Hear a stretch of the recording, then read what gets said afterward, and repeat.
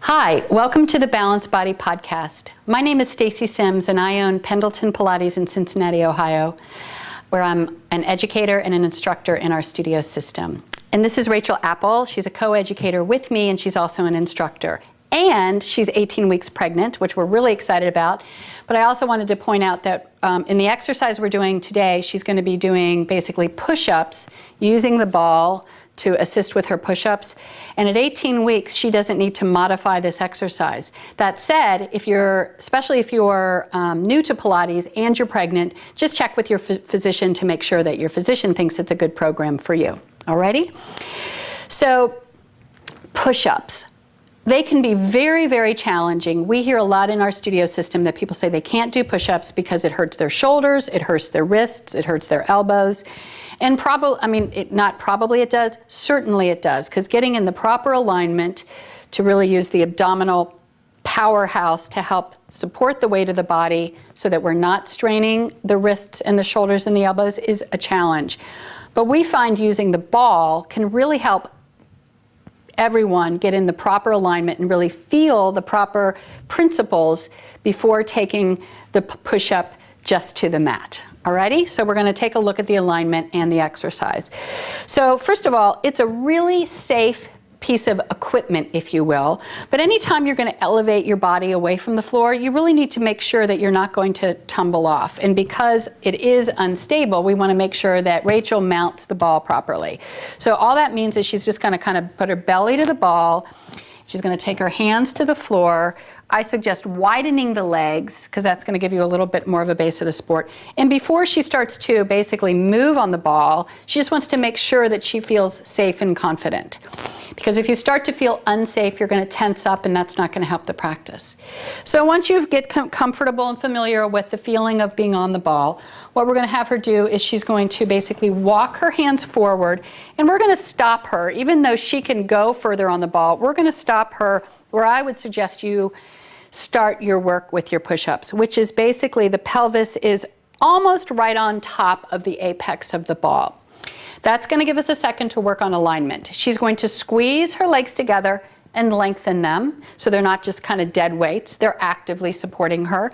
She's going to lift her abdominals. She's going to pull her navel up and in so she's nice and long in the lumbar spine. These things are super important, but the thing we're really wanting to focus on here is the alignment of her upper body. She's going to keep her palms right under her shoulders, and she's really going to use the lats, use the strength of the back body to make sure that she doesn't, go ahead and do a collapse for me. This is where you really are going to start having a lot of strain and discomfort in the shoulders, and when she collapses the weight of her body, it's probably also harder on the wrists too, correct? But by really engaging the abdominals, opening through the chest, it really takes weight off of the wrists, off of the shoulders. So once she gets in this good alignment, all she's going to do is she's going to make her body like a seesaw. She's going to pull her elbows in toward the ball, and you see how her heels, her bum, her head are all in alignment. Her abdominals have lifted. Nothing's really changed in her spinal plane. Good. She's going to inhale. She's going to use her exhale breath to push the floor away.